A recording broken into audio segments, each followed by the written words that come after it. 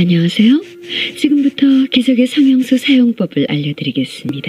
우선 물과 성형수를 4:1 비율로 섞어주세요. 20분간 얼굴을 담가주세요. 어머? 20분이 너무 길다고요? 지금까지 당신이 외모로 고통받은 시간에 비하면 찰나입니다. 이제부터 보시게 될 화면에 미리 겁먹지 마세요.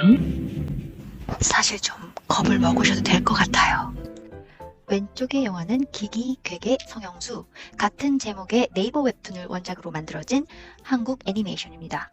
오른쪽에 보이는 영화는 미녀는 괴로워. 두 개의 영화는 만화를 원작으로 했다라는 것 외에도 외모 때문에 고통받던 여자 주인공이 전신 성형을 통해서 인생 역전을 하고 자신을 괴롭히던 미녀 연예인의 자리를 빼앗고 연예인으로서 성공을 하게 됩니다. 그리고 본인이 뚱뚱하고 못생겼을 때 자신의 장점을 유일하게 알아준 남자와 다시 만나서 아름다운 여자로서 사랑하게 되죠.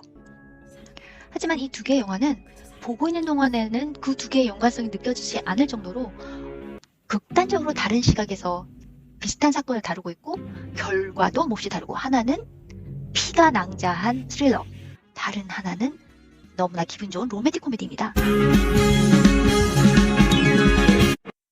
똑같이 전신 성형 후 외모 역전, 인생 역전, 두 요소는 도대체 왜 이렇게 다른 겁니까?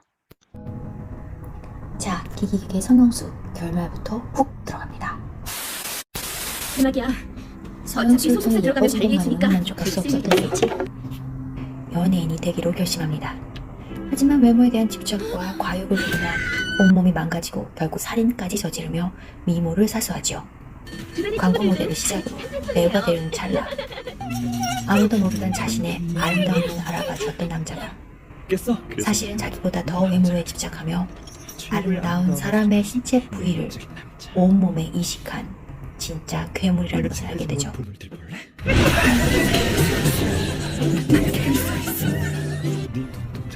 그의 허벅지에 박힌 세상에서 가장 아름답고 독특한 눈으로서 그의 컬렉션의 일부가 됩니다. 외모에 대한 집착으로는 레알, 천생연분인 파트너와의 영원한 결합, 사랑한다. 이 기기괴괴한 스릴러의 결말입니다. 사랑 얘기가 나와서 말인데요. 예지도 그저 사랑받고 싶었다고 했던 것 같네요. 그런데 말이죠. 예지의 모든 불행의 근원이라고 생각했던 외모 문제를 해결하였을 때 그녀가 제일 먼저 한 것은 외모 때문에 그만두었다던 발레를 다시 시작하는 것도, 좋아했던 남자를 찾아가 하고 싶었다던 사랑을 한 것도 아닙니다. 미친 듯이 옷을 사고 온라인상에 사진을 올려 여신 등극을 하고 투자한 만큼 뽑아줄 남자 사냥에 나서는 것입니다. 외모에 집착하는 남자들에게 그토록 하고 싶었던 외모로 갑질을 하면서 자신에게 돈과 기회를 투자하게 하는 것, 최종적으로는 연예인이 되어서 한 방에 위로 올라가는 것입니다. 그저 사랑을 받고 싶었어. 무슨 개소리입니까? 사실 예지는 발레를 하면서 수많은 상을 받았습니다. 그리고 부모님은 그녀를 무조건적으로 사랑했고 본인이 할 수 있는 지원을 다 했습니다. 예지는 그런 부모님은 원망만 할 뿐이죠.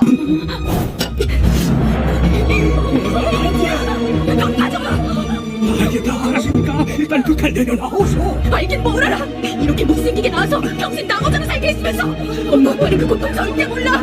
하루하루 무시당하고 구박당하고 잡고 싶은 내 마음을 절대 모른다고. 외모만 따라줬다면 자신이 1등이었을 거라 결론 지은 것도, 최고가 아니면 다 가지지 못하면 아무것도 소용없다고 믿은 것도 예지 자신입니다. 그녀는 1등이 될 수 없다면서 발레를 그만두고 자신의 몸을 복식으로 확대하고 강자 앞에서는 꼼짝 못하면서 자신을 드러내지 않을 때는 공격적인 모습을 보입니다. 외모가 아름다운 여자들도 뭐 그렇게 세상을 사는 게 녹록한 것만이 아닙니다. 연예인으로 성공하기 위해서 스폰서의 비위도 맞춰야 하고 연예인을 성공시킬 수도 나락으로 떨어뜨릴 수도 있다고 하는 힘 있는 엔터테인먼트의 실장님들도 스폰서들 눈에 드는 연예인 지망생들을 골라내고 찾아내랴. 또 아티스트가 된 후에 연예인들 비위 맞추랴. 사람으로 존중받지 못하고 스펙이나 조건, 몸뚱아리로 팔고 사고 하는 개싸움에서 모두 다 개고생하고 있는 건 마찬가지 아닙니까? 외모도 결국 좀 더 힘있고 좀 더 더욱 많은 사람들로부터 기회를 얻기 위한 그 수많은 스펙의 하나에 불과하고 절대 권력을 주지는 못합니다. 됐다 얘. 잘난 놈이 판에 한돌이야. 저런 애들이 더 못 버텨. 그녀가 원하는 것은 이 갑질과 스펙의 개싸움에서 벗어나는 게 아닙니다. 그 개싸움에서 승자가 되고 싶을 뿐입니다. 반면에 미녀는 괴로워의 한나는 너무나 사랑스럽죠. 사실 성형수에 비하면 한나의 전신 성형은 실제로 어느 정도 가능한 설정입니다. 하지만 한나는 기기계계의 성형수라는 가상의 제품보다도 더 비현실적인 슈퍼 히어로급의 인물입니다. 외모 때문에 뛰어난 능력을 가지고 있음에도 불구하고 가수로서 이용만 당하고 어머니는 일찍 돌아가셨으며 정신줄 놓은 아버지를 봉양하기 위해서 혼섹스까지 하면서 돈을 벌고 있습니다.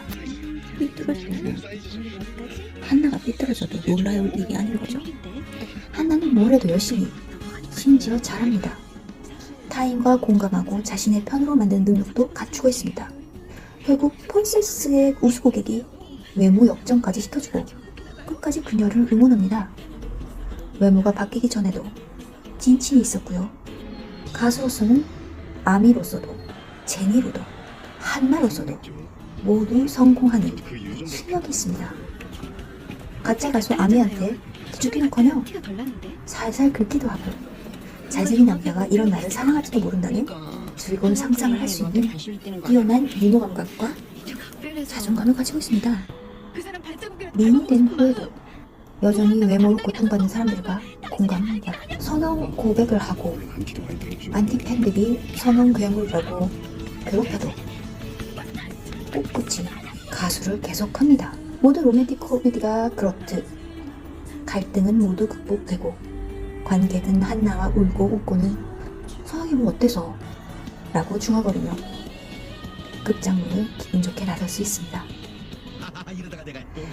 연예인 괴로워는 외모지상주의는 코미디로 웃어넘기며 너라면 안 하겠냐고 우리에게 웃으면서 물어봅니다. 기기객의 성형수는 미녀는 괴로워의 프로가 등장인물의 영향을 받았다기보다는 미녀는 괴로워의 상업성과 비현실성을 공포 스릴러로 슬쩍 비꼰 작품이 아닌가 생각됩니다. 예지는 상당히 현실적인 인물입니다.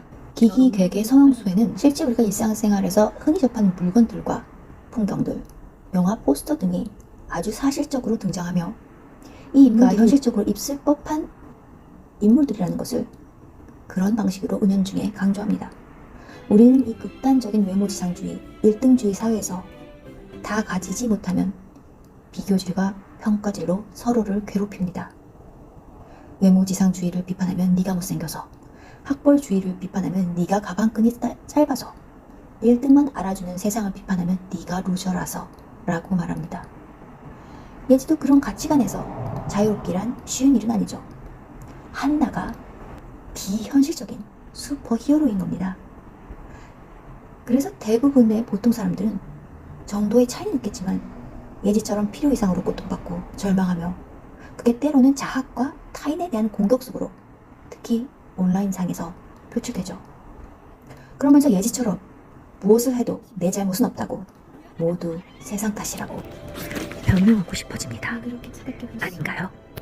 너 때문에 이렇게 된 거야. 기기객의 성형수는 이 지극히 현실적인 사회 문제를 비현실적이고 극단적으로 공포스러운 상황까지 몰아붙이며 관객에게 이 사회에 얼마나 공포스러운 가치관들이 만연하고 있으며 그게 어디까지 갈 수도 있는지 보여줍니다.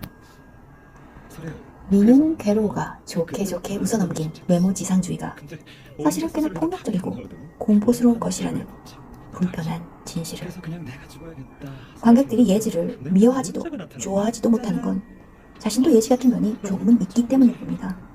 그 무서운 가치관에 나의 지분은 과연 전혀 없습니까? 기기괴괴 성형수는 보는 내내 눈살이 찌푸려지며 고통스럽습니다.